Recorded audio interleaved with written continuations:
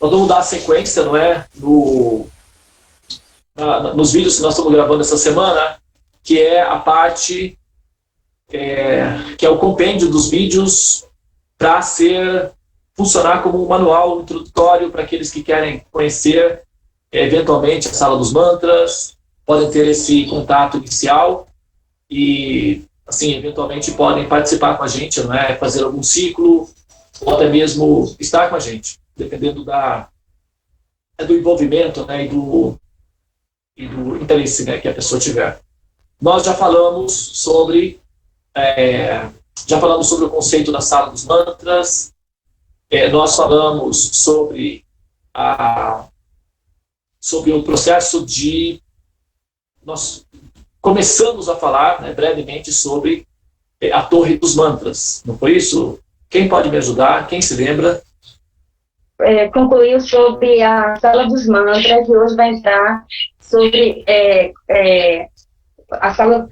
concluiu sobre a Sala do Templo e vai entrar sobre a Sala dos Mantras. Isso. Eu fiz uma explicação de como é que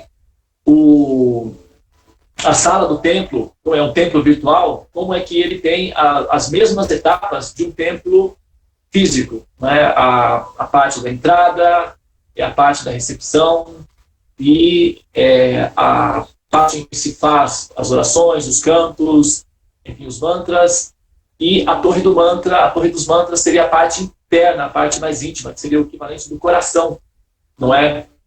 Do templo, é onde está a divindade. Bom,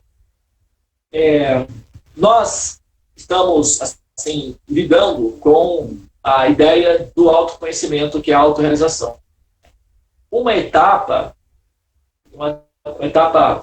seria a parte esotérica, a parte mística realmente desse processo, porque a parte inicial é uma parte em que a parte inicial da Sala dos Mantras é essa etapa em que nós podemos lidar com todos os temas do ponto de vista científico, né? Como é que funciona o cérebro, qual é a funcionalidade dos mantras, o efeito que os mantras produzem sobre o sistema neurológico.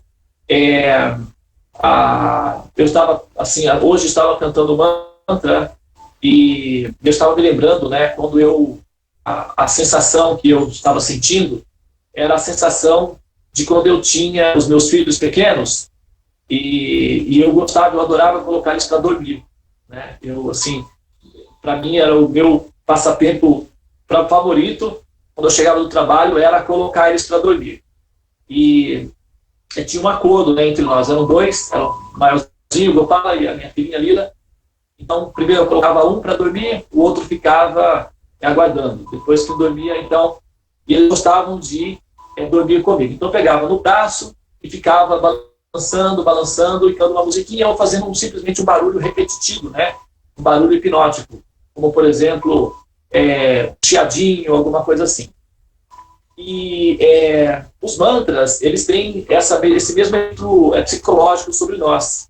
Na medida em que nós estamos ouvindo o mantra, é como um bebê ouvindo a mamãe cantar enquanto ele está gradualmente adormecendo. Então, essa é a sensação que se tem quando a gente está bem absorto no mantra. Ele tem a funcionalidade de produzir uma ternura, uma sensação de aconchego, um relaxamento assim gostoso, como estar no colo da mamãe, né? Porque justamente o efeito que ele produz, ele é um calmante natural, ele é um antidepressivo e ele é um relaxante, né? Então, shanti, ele é um relaxante, ele produz shanti. É diferente do sono. O sono é uma coisa que você vai meio que perdendo, né? Você vai se desligando. É diferente. O efeito do mantra, ele é muito parecido com o sono, mas ele é diferente, porque você não dorme, você está consciente, mas como se você estivesse dormindo. É uma espécie de transe hipnótico mesmo. E esse efeito, ele se dá, não é, depois de um tempo. Nós, assim, experimentamos esses efeitos depois de um certo tempo de exercício, de prática, depois de ter já acalmado a mente inquieta, né? e depois a gente consegue esse efeito aí. Agora, isso tudo pode ser analisado tecnicamente, pode ser rastreado estatisticamente, existem muitos tratados científicos, muitos textos, muitos documentos científicos já foram produzidos relacionados com o efeito dos mantras. Normalmente, quando os cientistas querem estudar efeitos quânticos nos cérebros dos seres humanos, eles normalmente procuram monges, buscam entoadores de mantras, ou fazem experiências de laboratório com mantras. Então já é mais ou menos um consenso geral que o processo de entoar os mantras dá um efeito de médio e longo prazo sobre o tecido do sistema neurológico, isso do ponto de vista neurológico. Não é necessariamente esotérico nem religioso, tá? É patrimônio público, as pesquisas estão disponíveis, e, enfim, está tudo aí. Agora, a parte inicial, que é o que nós utilizamos o mantra como sendo uma terapia mesmo, está disponível na sala dos mantras. Agora, quando nós adentramos na torre dos mantras, aí muda um pouco a configuração.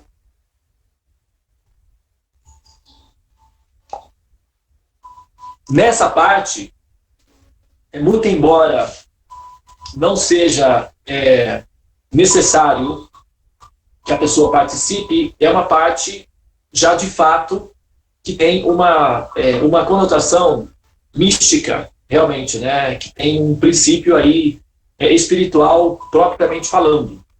Nós estamos nos posicionando como sendo médiums, não é, intermediários, e quando nós entoarmos o mantra, ele tem a função espiritual também, embora na primeira etapa nós estejamos utilizando como uma terapia, mas ele tem a função espiritual que pode ser ativada caso o yogi deseje, é o que nós fazemos na torre dos mantras. Nós, então, nesse momento, quando se entoa os mantras em conjunto, se cria uma configuração, uma egrégora, uma força, na verdade, se cria uma potência, né? Então é como se fosse uma panelinha de pressão aí essa sala, uma fechadinha, e a vibração dos mantras, a frequência das ondas, elas ficam vibrando dentro do ambiente fechado, e se produz aí uma potência, que é uma potência divina, já que os mantras eles têm uma origem espiritual. E quando nós, então, polarizamos a nossa consciência para transformar o mantra de uma técnica terapêutica para ser um evento espiritual, para ser um movimento espiritual, para ter uma influência espiritual, então, automaticamente, a configuração muda. A configuração do mantra assume uma outra forma, uma outra consistência. É como o ar-condicionado, né? Você pode colocar ele para esquentar ou refrigerar, alguma coisa assim. Então, dependendo não aqui no Brasil não tem isso, mas lá fora tem bastante isso daí. Você pode colocar o ar tanto para ele funcionar como aquecedor, como também para funcionar como refrigerador, para gerar o ar. E isso vai depender da polarização que você faz no equipamento. Você coloca para funcionar assim, ele funciona. Se coloca de outra forma, ele funciona também. É isso que acontece com o Mahamantra. Quando nós entoamos o Mahamantra como sendo uma técnica de yoga, que é o que nós chamamos de Prana Yoga, tem uma funcionalidade medicinal. Então, é medicinal. Nós estamos utilizando como um processo terapêutico medicinal. Essa finalidade. E quando nós ativamos a torre dos mantras, então o Mahamantra deixa de ser, ele transcende o nível medicinal e passa a ser um evento espiritual, um fenômeno espiritual. Tá? E nesse momento é o momento em que nós estamos em contato mais direto com a divindade. Né? A sala dos mantras é o aposento da divindade. Então, quando nós entramos na sala dos mantras, nós entramos na intimidade do palácio. Imagina que nós chegamos no palácio e nós podemos entrar no jardim do palácio, podemos passar no jardim do palácio, e nós somos admitidos no palácio. Então, nós temos o salão, que é onde o rei recebe as pessoas, delibera os assuntos, mas também existe os aposentos reais, né? que é a intimidade onde está a rainha, onde estão os príncipes, os filhos do rei, é onde o rei tem a sua intimidade pessoal, né, são os aposentos reais. Então, a torre dos mantras seria o equivalente da intimidade da divindade. Então, nós somos admitidos aí, nesse ambiente, e esse ambiente está impregnado da presença divina, ou da manifestação de Deus, né, do poder de Deus, da influência divina e da percepção, não é, dessa experiência que é o contato com a suprema personalidade de Deus. Então, esse momento é um momento místico, é uma parte espiritual mesma. Nós, então, quando fazemos e claro, né, como é uma parte mais espiritual, é uma parte mística, não é necessário que as pessoas participem. Tanto é que, com o encerramento do ciclo dos mantras, normalmente eu dou uma pequena pausa, não é? Para que aqueles que precisem sair, que não queiram necessariamente entrar no processo com a Torre dos Mantras, possam discretamente, não é, assim, agradecer a oportunidade de poder passar pela Sala dos Mantras e retirar-se, não tem problema nenhum, isso está completamente admissível, faz parte da proposta mesmo. Agora, aqueles que desejam permanecer, então, permanecem. E aí, então, nós entramos na Torre dos Mantras.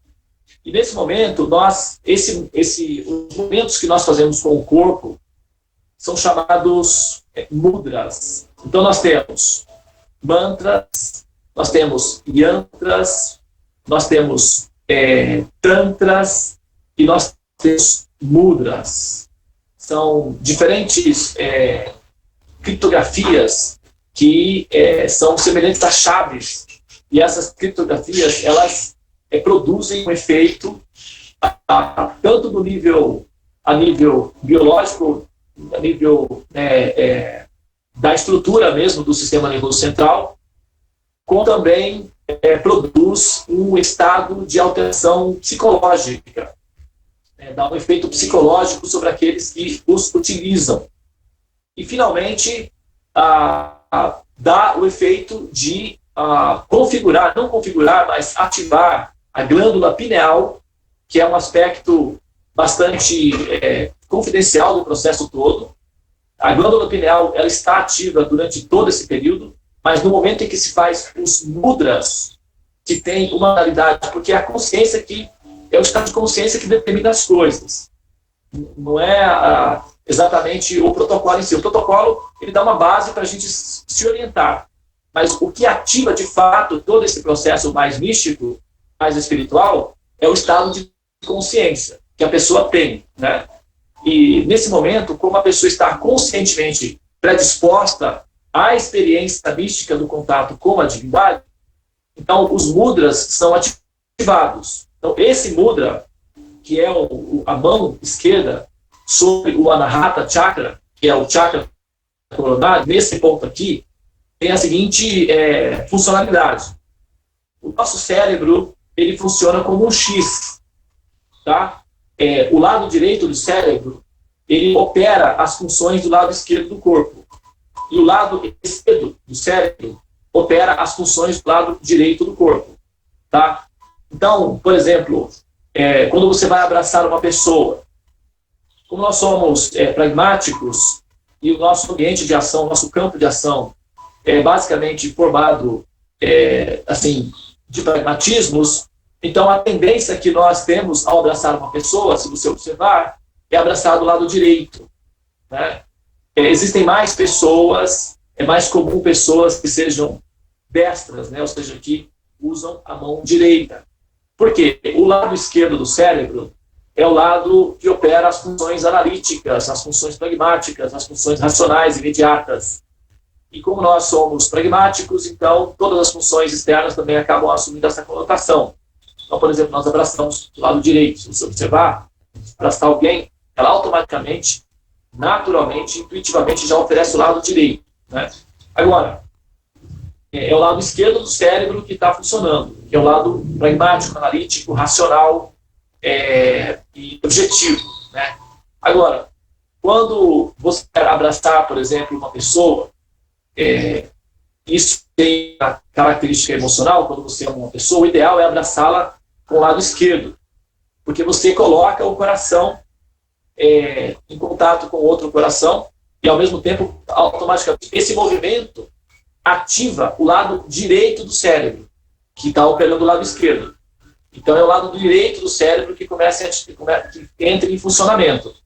E o lado direito do cérebro está ligado ao misticismo, está ligado à nossa capacidade de interpretar, de interpretar fenômenos abstratos, de tecer considerações metafísicas, de ter experiências mediúnicas, enfim, os processos artísticos, as inspirações musicais estão ligadas, não é, ao lado direito do cérebro. Então, a nossa experiência sensível, artística, fica do lado direito do cérebro.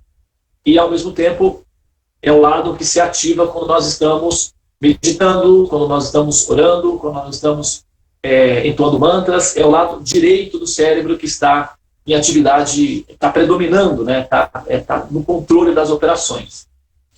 Bom, então, quando nós colocamos a mão esquerda, nós já estamos automaticamente ativando a parte direita do cérebro.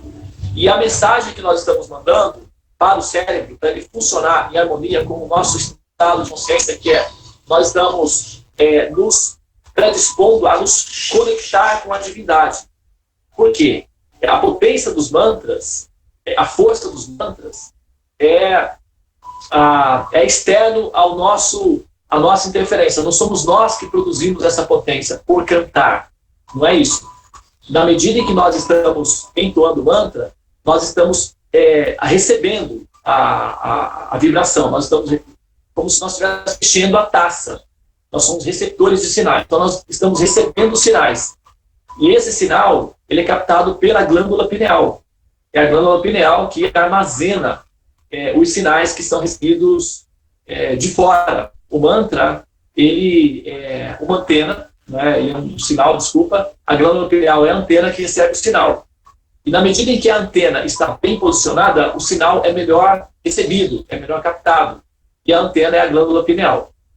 Bom, quando nós estamos ali fazendo os pranayamas, por exemplo, os pranayamas, eles têm, que é o estado de consciência, tem a função de nos harmonizar para justamente receber, né, a presença divina, para nos tornar conscientes de que nós estamos diante da divindade, e isso já deixa a glândula pineal em sobreaviso, é o estado de alerta. Quando nós, então, colocamos a esquerda no Anahata Chakra, automaticamente nós ativamos, então, a glândula pineal. E quando nós levantamos a mão direita, nós estamos submetendo o lado esquerdo do cérebro, que é analítico e funcional, a toda essa operação, que é a operação divina, a operação espiritual. Então, nós estamos purificando a nossa inteligência, nós estamos purificando a nossa consciência, nós estamos purificando a nossa capacidade analítica e racional de ser. Então, nós estamos submetendo todo esse processo, que é muito útil, a um processo que é, assim, supremo, que é a nossa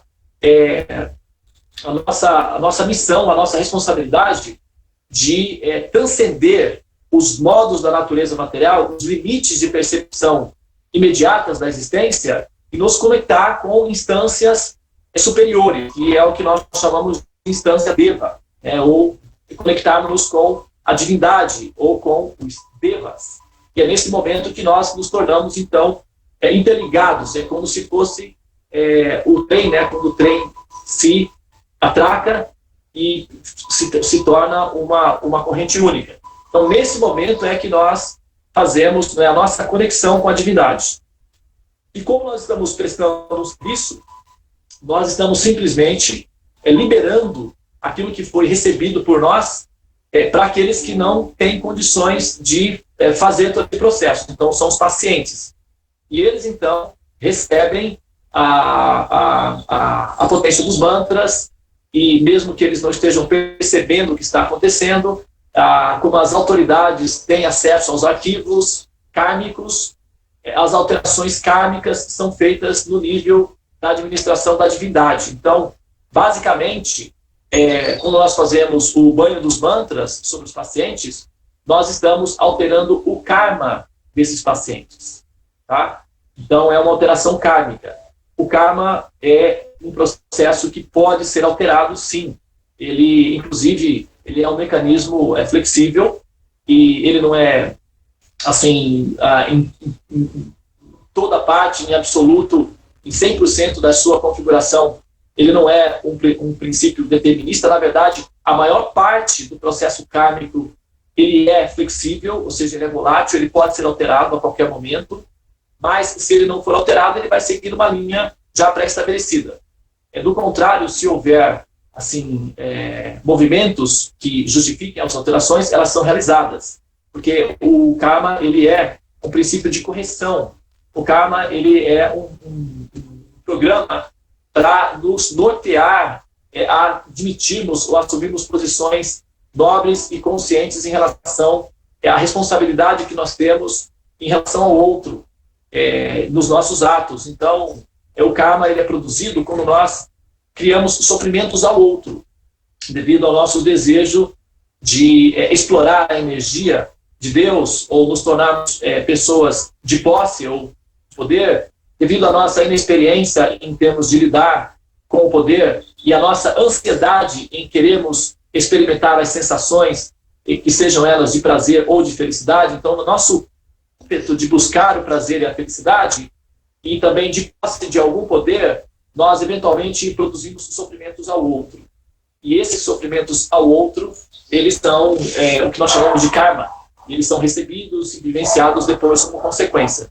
Só que, como nós somos seres que evoluímos, os erros que nós cometemos também produzem em nós arrependimentos. E, às vezes, nós não necessariamente precisamos viver as consequências do erro que nós cometemos para perceber que nós fizemos uma coisa muito errada e nós podemos nos arrepender disso. Agora, isso não é suficiente, o arrependimento não é o suficiente, é preciso ter uma ação prática que demonstre que aquele arrependimento é válido, é real, é verdadeiro, né?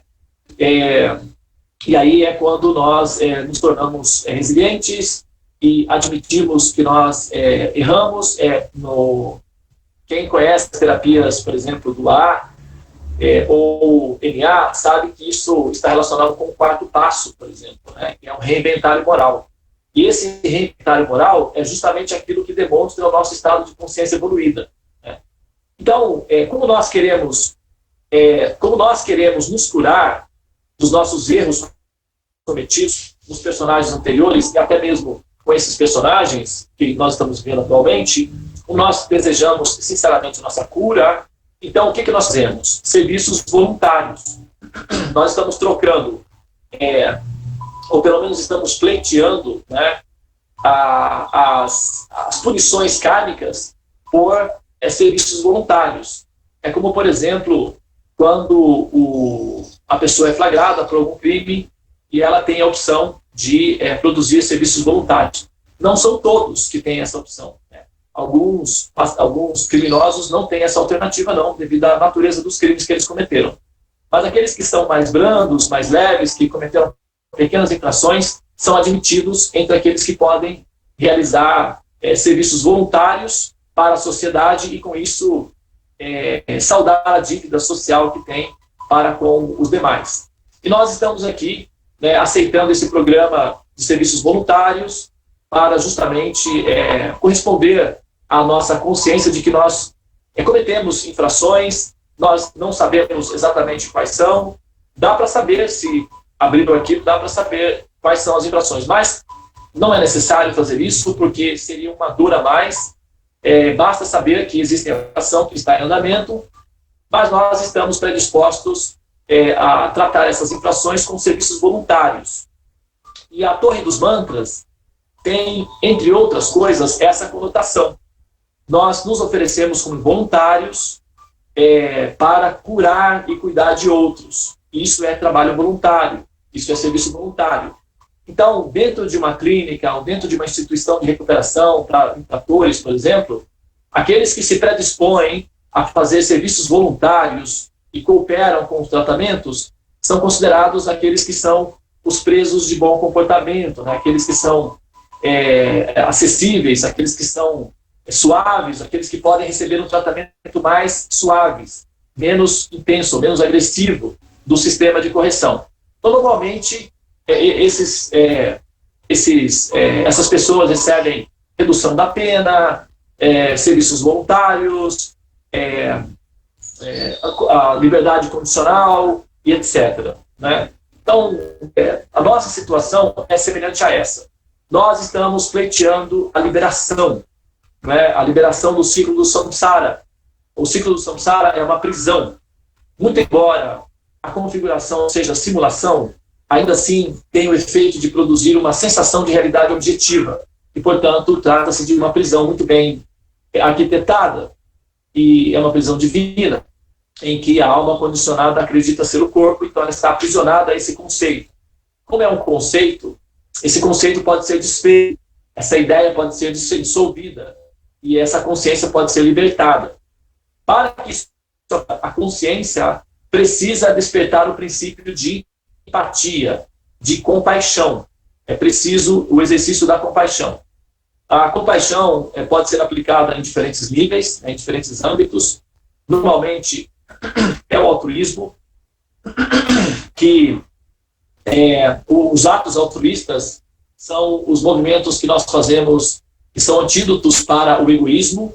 O altruísmo é o antídoto para o egoísmo, evidentemente, né? Todo mundo sabe disso, mas não são todos que conseguem tomar o remédio, né? A gente sabe que o remédio é bom e tal, cura, mas tomar o remédio é outra coisa diferente. E nós estamos, como pacientes, né, no processo de libertação, nós estamos aceitando a cura, nós estamos aceitando tomar o remédio. E nesse momento, quando nós fazemos a Torre dos Mantras, nós estamos exercitando esse princípio em nós, que é o princípio de empatia, é o princípio de compaixão. Então nós ficamos cuidando de uma pessoa por um determinado período de tempo, e o que nós podemos fazer, que está ao nosso alcance, é justamente isso, fazer orações, vibrações, e funcionar como médicos por onde a divindade vai tecer a cura. Não é? E aí, nesse caso, nós somos exatamente como crianças brincando com o pai, digamos assim, ou uma menininha brincando com a mamãe. Não é? A mamãe está cozinhando e a criancinha está lá querendo participar com a mamãe do processo de cozinhar. Então, a mamãe coloca a menina na mesa e dá uma faquinha sem corte, uma faquinha de serra simples, e pede para ela cortar a cebolinha e tal, e a menina vai fazendo coisas bem simples, e no final a mamãe diz: nossa, você é uma cozinheira excelente, olha, veja só tudo que você fez, não é? Sem você, eu acho que eu não teria conseguido fazer esse almoço hoje. Felizmente, o papai não vai mais morrer de fome, porque com você na casa, uma cozinheira assim tão experiente, o nosso futuro está garantido. Então, a mamãe introduz no coração da criança aquela sensação de utilidade, de maravilhamento, de bem-estar. Nós sabemos, não é, que quem fez tudo foi a mãe, porém, os méritos a mãe oferece à criança para que ela se desenvolva, para que ela cresça, para que ela sinta amor pela vida. E assim, da mesma forma, é conosco. Né? Nós somos convidados a fazer os tratamentos, a cuidar dos pacientes. Nós somos como criancinhas, não é? Lidando com um assunto muito sério e transcende a nossa capacidade de resolver de fato. Né? Quem está fazendo todo esse processo é a própria Suprema Personalidade de Deus, é o próprio Senhor Supremo. Nós somos criancinhas, né, interagindo com Deus nesse momento. E isso é bom para nós, porque o objetivo é nos inspirar mesmo, o objetivo é nos tornar, a produzir em nosso coração a sensação de unidade com o Supremo, a sensação de amor, de ternura, de aconchego, de acolhimento e o bem-estar que esse contato com a Suprema Personalidade de Deus produz. Tá? Então, nós podemos fazer o nosso processo de uma maneira amorosa, carinhosa, com atenção. Não é quando entra nesse livro, tudo bem que, do ponto de vista da metáfora, funciona como, de fato, né, como nós, né, também podemos até imaginar, por exemplo, um pai trocando o pneu de um carro, né? O pai tem um filho de 5, 6 anos, e o pai, então, a criança está ali tentando interagir com o pai, e o pai, então, diz: filho, vamos colocar o pneu no carro, e eu preciso de ajuda, porque eu não sou forte, mas você é forte, então eu acho que se você me ajudar, a gente consegue. E aí a criança vem, e o pai vai e simula todo aquele processo, e a criança, então, sente que ela própria está levantando o pneu, e o pai, então, diz: nossa, como foi que você conseguiu tanta força? Já sei, você está comendo vegetais, não é? Foi a mamãe que deu aquele vegetal, eu sabia, eu também quero, porque se você não estivesse aqui, como é que eu ia conseguir colocar o pneu? Então a criança se sente super útil, se sente feliz, abraça o pai e fica contente de ter ajudado. Então o amor se aprofunda e aumenta nesse momento. O pai sabe que foi ele que fez tudo. Então, muito embora a metáfora seja válida no nosso caso, ainda assim, na nossa, vamos dizer, brincadeira transcendental, nós precisamos pôr consciência de que nós estamos ajudando de fato, nós estamos participando de fato, e por isso nós temos que estar atentos, fazer as coisas com atenção, com amor, e como todo processo é um processo de amor e de cura, tanto para o paciente como para nós, não é porque tudo é feito pelo Senhor Supremo que isso funciona quando nós estamos desatentos ou negligentes. Não é assim. Justamente a interação com a divindade, a interação com Deus, depende muito do nosso estado de consciência, de inocência, da nossa pureza no coração, porque o reino de Deus, né, ou o ambiente divino, pertence às crianças, como já foi dito antes. E esses momentos é o momento em que nós, inocentemente, imagina, uma pessoa como tem aquele vídeo daquela menina, né, que eu não fiz a dissertação, não fizemos ainda, sobre aquele vídeo daquela menina que faz as críticas, mas a gente vai fazer em algum momento, né? Então, do ponto de vista externo, se alguém olha, por exemplo, o que nós estamos fazendo, nós estamos todos ali cantando Mahabharata, se alguém olha de fora, pode tecer uma consideração assim, pobrezinhos, né? Eles acham que isso daí está tendo algum efeito, são apenas, né, pessoas que, bom, vamos deixar eles lá, pelo menos eles não estão fazendo mal para ninguém. Então podem tecer uma série de considerações nesse sentido, não é? E do ponto de vista externo, parece de fato uma coisa ingênua, é algo que talvez até pretensiosa da nossa parte, mas como nós sabemos, né, esse processo todo ele está se dando, sendo levado a cabo pela própria Suprema Personalidade de Deus, então nós sabemos internamente o que está acontecendo, mas do ponto de vista externo, parece de fato uma ação ingênua, não é? Improdutiva e, enfim, brincadeira de criança talvez, né, do ponto de vista de algumas pessoas. Mas se nós reconsiderarmos os fatos como eles são, se trata realmente de uma brincadeira de criança, né? E crianças não brincam sozinhas, normalmente elas estão sendo cuidadas, né, por algum adulto experiente. Portanto, não tem problema nenhum pensar nesse processo todo como uma brincadeira de criança, desde que nós estamos no jardim de Deus, e o reino de Deus pertence às crianças. É dito que esse mundo aqui é dos espertos, né? Não sei se vocês já ouviram essa expressão, o mundo é dos espertos, né? Acho que vocês já devem ter ouvido essa expressão. O mundo é dos espertos. E, de fato, eles têm razão, né? Faz sentido. Esse mundo é dos espertos. O mundo de Deus é dos inocentes, né? O próximo é dos inocentes. Esse daqui, não. Esse daqui realmente somente para os espertos, né? Os espertos permanecem aqui. Somente os inocentes, não sim, assimilam a próxima etapa. Bom, então é isso que eu gostaria de dizer, né, por hoje, para explicar a nossa Torre dos Mantras. Então, olha só, hoje eu até terminei 10 minutos antes Não é 8 horas ainda aqui no meu, não. Falta 2 minutos aqui, né? Alguém gostaria de fazer algum comentário? Ou fazer alguma pergunta? Não tem nenhuma pergunta. Também não tem nenhum comentário. Eu não sei o efeito que isso está produzindo sobre vocês, então. Bom. Tá bom, então. Vamos entrar em trabalho de parto? Bom dia.